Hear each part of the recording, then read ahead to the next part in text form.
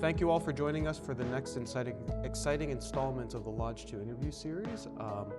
This week we're joined by brothers John Gigliotti, past master, and also John Descano, past master. Last week we had the brothers Kevin, and this week we have the brothers John, who are going to be talking to us about their experience in Freemasonry in general, but also Lodge 2 in particular. So part of the reason I wanted both of you to come together to speak to your experience is, one, you're a package deal because you carpool together, so that certainly makes it easier to coordinate. But two, because you're both past masters of lodges, and also you've been in the fraternity for many, many years, and so your experience is quite unique. Because last week, last installment, we had two members who actually had only been members for less than a year. So we're trying to get a broad cross-section of different members from different backgrounds, demographics, and also years of service to the fraternity. So my first question, I guess, to you, Brother Gigliotti, is what brought you to Freemasonry in general? What was that? What brought you to Freemasonry in general? Like, what drew you to Freemasonry? Oh, well, I worked on the railroad, and we made a trip to New York, and we went out to eat. This engineer had a ring on, and I said, "What's that ring?" And he explained it to me. He explained everything to me, and then he asked me, "Would you be interested?" And I said, "Of course." And that's how I got in there, and the best thing I ever did in my life. So you started as a New York Mason, and then came to Pennsylvania, or No. I came in a Pennsylvania lodge, but I'm talking, I was on a road trip with the train. Okay. And when we went to eat after we got to New York, I seen his ring, and I inquired about the ring, and he explained everything to me. And then at the end, he said, "Would you be interested?"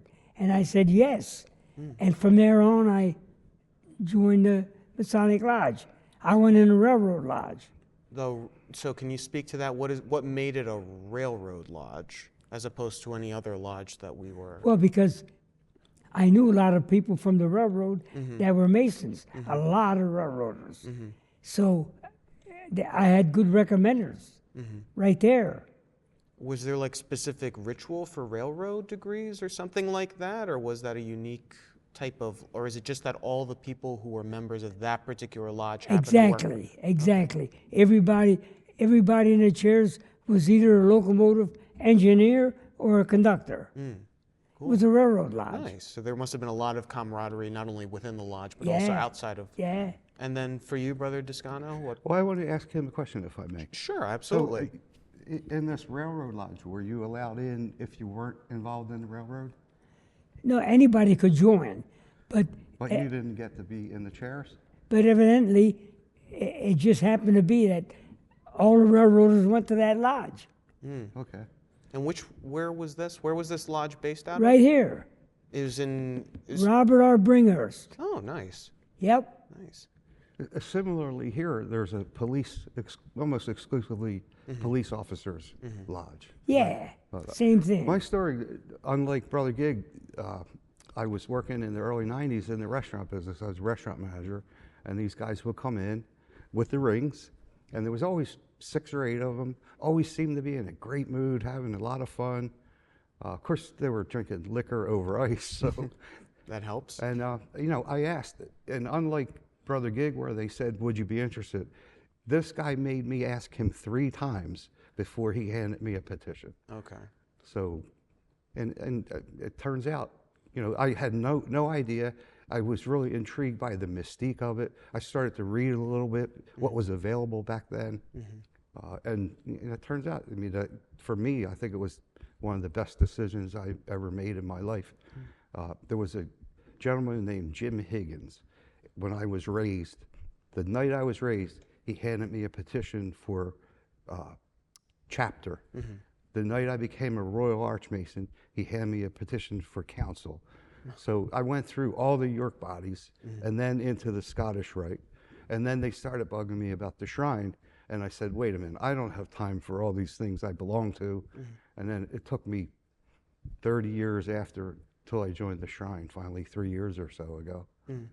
And so when you were first brought to your lodges, when you were first made Masons, were you masters of your respective lodges, or was it when you became in Lodge 2 you became No, I was master of my my original lodge. I was Master of Lodge 2 in 2011. Okay. The year you petitioned, I remember sending you a letter congratulating you on the prayer of your petition being granted. Oh boy, this is very awkward. Okay, well, yes, this suddenly No, became, it's- yes, no, but it's it is true. I do, yeah, no, it's true. Look back at the year you came into the It lodge. is, I mean, yes, yes, while we're dating me, yes. No, I mean, it's great, and as a past master myself, I think there's also a certain sense of brotherhood within the brotherhood of knowing what it's like to lead a lodge, right? It's not just a matter of being a passive participant. You've actually got a lot of responsibilities to kind of steward this organization, however old your institution was, and make sure that it's better and stronger than it was when you first found it. and you certainly glossed over that past master thing. You did 4 years as Worshipful Master, so oh that's boy. admirable. Yes. That's a commitment. Well, you how know, and long, how many, did you do I was 1 year? I was Master 1 year. And, We had a very strong line. I mean, I think some things happened that necessitated your serving multiple years. And, I mean, it's still admirable that you did so. yeah, no, I appreciate that. It was a labor of love. I'm sorry, Giggs, what did you say, how many years you served as? 1 year as as well? master. Okay. Same thing. My lodge was strong. And, when you see the same guy in there, I don't like that. Oh boy. You know what I Okay, mean? well, I mean, I was, in my defense, we were doing the best we could. Yeah, absolutely. Yeah, we You did know, have- and I we did navigated have it, some and one of those years tragedies. was a pandemic year. I mean, like, it was a different time. But, No, I admired you too for taking the reins over like that. But in my eyes, and anybody would know, same guy repeating, it's not a strong lodge. right, It's not the sign of a strong lodge. That's I agree right. with that. right. Yeah. I mean, fortunately now, since that time, we've had, you know, a very strong group of guys who have stepped up to the occasion and are now filling the different chairs and the different roles. So we're certainly bringing in new blood into the organization, and it's definitely, but I think the other thing I want to emphasize too is that as masters, you also learned quite a bit of ritual, and I conferred ritual during my time as master, and I'm sure you did as well. But Giggs, I heard that you, like, I don't know if you were keeping score or count, but what is the comically large number of degrees you've conferred? It's over 150. Okay, yeah, that is Third that degrees. is that is comically large. That is very Yeah. comic. And Brother Larry can back me up because when he came to my house one day, I have everyone that I raised in the lodge down on paper. You have like a passport or something, like a little Yeah, diary yeah, of just yeah. all That's a the. log. of Did I show log? it to you? No, I didn't show Yes, it. yes, you I? did, yeah. I showed it to John too. Every time I raised somebody, I put the lodge number down, the fellow I raised, and the date. So I showed John and Larry. I have them all down, over 150. Well, it's good that you wrote that down because we need that for posterity, and that is very important, which is why we're doing this video series, so that we can, for the benefit of not only current members, but also members in the future to see all of your accomplishments and contributions But to all the those fraternity. degrees were done in different lodges, not my lodge. Were you like a traveling That's it. degree conferrer person? I had a traveling railroad degree team. Oh, There's cool. no As Masonic- master, you were a master in Yeah, all those degrees. yeah. There's no Masonic term for what you just described. No, I A think that is. I traveling think. degree conferrer. Yes, it is. We can put that at the bottom. Traveling degree conferrer of things. And Yeah. how many was your? Did you have a specialty? Was it always the third, or was it Well, first, second? I did some firsts and some seconds, but I concentrated on a master mason. Okay. And how I got to do that, that time, the secretary of the Masonic Temple was a gentleman by the name of Ashby B. Paul, years ago. He rode my train. Every time a railroader was going in, he knew. he put down the master's name, the name of the fellow going in, and that's how I did it. I called the master up. I said, and never got turned down. I said, how would you like to have a degree team of railroaders there? Never did I get turned down. He put it in his lodge notice too. Oh, that's great. I mean, certainly ritual is something that has there's always a need for people to confer degrees, and it was great that you had a dedicated team to help you. Were you, and I know there's some other questions I want to ask, but now this is kind of a sidebar. Were you employed by SEPTA, or were you, what No. railroad were you part of? Conrail. I retired. Was that the predecessor to SEPTA? Yeah. Okay. Yeah, I retired from Conrail. Gotcha. And so, in my experience writing SEPTA, the public transit agency of the city of Philadelphia, I've noticed whenever I ride the train that if I wear a bag, a lapel pin, a ring, something, I usually get approached by an engineer who will be like, where are you traveling from? Which is kind of the euphemism for, what lodge do you belong to? Where you kind of want to be discreet, but still want to make certain that the person hearing you knows what they're they're asking you. In your experience, was that a lot of people on Conrail, was it? I went on the Redding at first. Okay, Then Conrail took over. gotcha. So you were on the Reading Railroad, the Yeah. monopoly spot, Reading Railroad. Yeah, Like and that. then Conrail took over. Gotcha. And that's how I retired from Conrail. Nice. Yes. I bet you could do a third degree right now, Yeah. couldn't you? I mean, you still work where do you work down the shore, right? Yeah, Correct? 34 you years on them tram cars. Right. So anything having to do with railroads, I mean, now it's not as big as a giant locomotive, but you I still... I put 40 years on the actual railroad, on the railroad, right? Yeah. 34 years on the tram cars. 74 years of working. And that is where are the tram cars? Wildwood. Wildwood. So even now, if you go down the shore, I guess next year you'll be there, right? Next Oh, summer yeah. you'll be there. Was it your voice that they recorded for the tram car? No, They did. that was a lady by the name of Floss Stengel. She's 84 years old, and we take a lot of pictures together for the newspapers, and she's still living. So you're a living legend, basically, in the railroad community. Don't let him tell you otherwise. Yeah, He certainly exactly. is, absolutely. Yeah. What's that? He said you're a living legend. Yeah. I mean, you hear the names he's recalling from years and years ago. This guy turned 97 years old 2 weeks ago. Wow. You're That's sharp wild. as a tack, my Yeah. friend. And last year, the Chamber of Commerce made me an icon Wildwood nice. X. of Wildwood.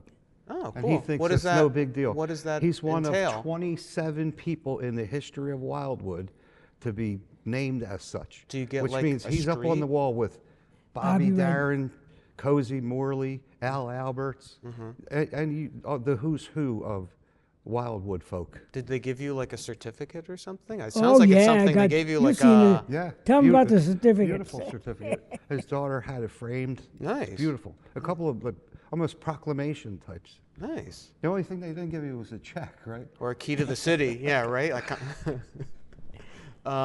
So another question I want to ask you is, since you joined Lodge 2, but... I did not. Oh, you didn't join... Yeah, so what is I was you were raised master in- of Lodge 2? I was raised in Athelson Lodge 482. I was in that lodge for Okay. perhaps 2 years. There was a lot of bad blood going on in the lodge. So about 8 of us, the guy who kind of took me under his wing said to me, we're all demitting and we're moving over to Lodge 2. And I said, that's the lodge that has filet mignon and lobster tail for dinner. Allegedly. Allegedly. And he said, yeah, and he said, it's a great lodge, that we're going there. And we petitioned and joined, and oddly enough, I moved over to Lodge 2, and I didn't come to a meeting for 8 or 9 years, and then I started to come back. When I came back, Larry Hubert was in the East. Cool. And then, Brother Giggs, you said what brought you to Lodge 2 in particular? What brought it from the railroad lodge that you were a part of? What's that question? What brought you to Lodge 2? Oh, Widener Lodge, where I belong, was merging up in Bristol. Well, I live in Jersey, so I inquired around, and this Lodge 2 was recommended to me. So that's what brought me here. Nice. And you've been a member of our lodge for how long? Oh, quite a few years. Yeah, at least 15 or so. Yeah. Okay, cool. So I was going to say before I joined, because I joined like It may have been a while ago. It may have been right around or soon thereafter Right. you joined. So one could say that maybe that was part of that. That was part of why I joined. Was Well, because no, that's Johnny part of gets- why he came to Lodge 2. Oh, 'cause is you that were- what it is? That's because you were right. here. Yes, he knew. He saw. It was prophesized that I was going to be master for 4 years, and he's like, I want to meet this guy. The first time I met him was in a print shop in Woodbury, North Woodbury, and he had a big square and compasses on his hat, and I said, "Hey, brother, what lodge do you hail from?" And he said, "Your lodge." And I said, "Oh, forgive me, we've never met." You know? Right. And You now, were on your way to Greece, I think. You were Yeah. telling me, right? You and your wife. Yeah. um, Best move I ever made coming to Lodge 2. yes, Very nice. awesome. Can we get a zoom on that part? It'd just be like a shining endorsement. It's like from an what's the title? Icon? From an icon From a icon of Wildwood Wildwood. icon. Yes, exactly. Join Lodge 2. Please join Lodge 2. We'd be happy to have I you. never realized that being an icon was, like you said. It's a celebrity endorsement gig. Yeah, I mean, like, I never knew that. Yeah. I was going on one day about what an amazing honor it was to have bestowed upon him. And he said, "Oh, really, John?" And I said, "Are you kidding me? Are you absolutely kidding me? You're one of 27 people in the history currently of that gets to go up on that wall, Nice. as someone who shaped Wildwood into what it is." Right. Yeah. You're too modest. You're too I humble, didn't my realize, I didn't realize what it really was. But the Chamber of Commerce had a big dinner, and my boss and I both got them. Nice. We both got to be an icon that night. And they gave us a big dinner. But everyone knows who the real icon is, though. What's Right. that? Everyone knew who the real icon was at that dinner. Right. They just didn't want to make your boss feel bad. They were going to have, right? The boss You were is the star. he's the mayor of North Wildwood. I guess my last question for you guys is, throughout your time, so how many years have you been, well, this is, I guess, my second to last question. How many years have you been Masons? 55. Okay. I want to say approximately 33. Okay. In your time as Masons, whether it's your previous lodges or Lodge 2, how would you say, what have you learned in general, and how has that made you into better men? Giggs, I guess we can start with you. Well, I would never be without Masonry. If I was a smoker and it came between paying my dues and buying cigarettes, I'd pay my dues. That's how I feel about Freemasonry. And the people I meet, other Masons, I find them all to be gentlemen. I meet a lot of them down to Wildwood. They get on the tram and they have a ring or something, and we get talking, and it's always an enjoyable experience, talking about the lodge they belong to, and so forth and so on. And it's always about Masonry, see? And I would never be without it. And when I walk into this building, I say to myself, how did a guy like me come to a place like this? I sort of can't believe it. So, did you become a Wildwood icon before or after you joined the lodge? After. Okay, so there you go. There you have it. You too can join Freemasonry, and again, we can't, your results may vary, but you too could become an icon of your local community, as endorsed by Brother John Gigliotti, and we'll sort out all the endorsement stuff posts afterwards. What about you, Brother Descano? Well, I concur with 100% with everything. Gig is what I call my friend. I mean, I go everywhere. Everywhere I go, just about, I meet people. I have a pin or maybe emblem on my car. And everyone approaches you, and they're people that you otherwise would never encounter in your life. But because they identify as belonging to the same thing you belong to, you're brothers, no matter where you are. In the city, in this state, in this country, in the world. I've run into Masons abroad.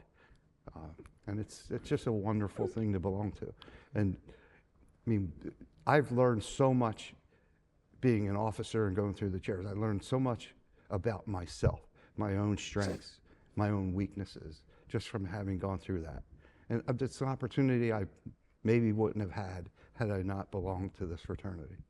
Yeah, certainly. I think that that's also been my experience as well, is that you learn skills like public speaking and also how to run effectively a nonprofit, but you also learn more about soft skills that I feel like they don't really inculcate in formal education anymore, which is just like managing people, dealing with different personalities, and trying to have people work together in a concerted effort that to achieve a goal that one individual wouldn't be able to accomplish by themselves.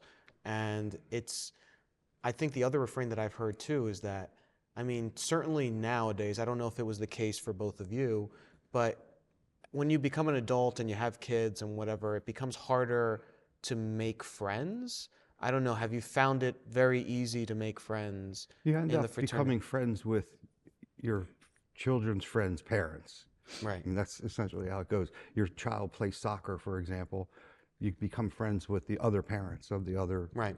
children on the team. And then when your kid stops playing soccer, then Well, no, I mean, if they're true friendships, they Right. maintain. And I'm fortunate in my life that I can say I have many friends, many good friends. You know, a lot of which are the result of belonging to Freemasonry. And Brother Giggs, did you have Yeah, I something? wanted to say,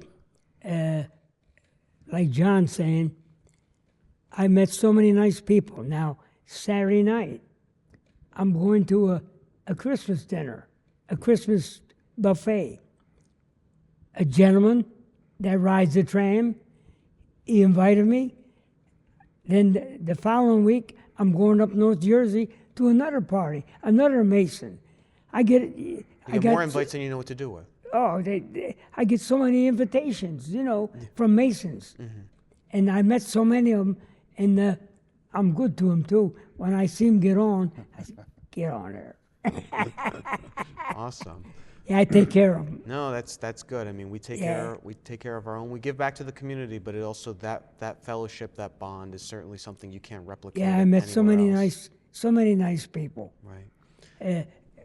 There's a state trooper comes down there every year, and he's a lieutenant in the Jersey State Police. And he gave me a beautiful card. I have it in my pocket. And his name is on there, his phone number, everything, you know what I mean? So I meet so many, and he belongs to a lodge up in Jersey. He invited me. I didn't go, but like John said, you meet so many nice people in Masonry. Gotcha. All the people I met in Masonry are polite, decent people. Yep, I couldn't agree more. And again, that's part of the reason we're doing these interviews, is to kind of showcase those testimonials, because everyone has a story and an anecdote, and we're just trying to capture it. So thank you both for joining us this evening, and thank you all for joining us in cyberspace. And we look forward to the next Lodge 2 interview series installment. Until then, ciao for now.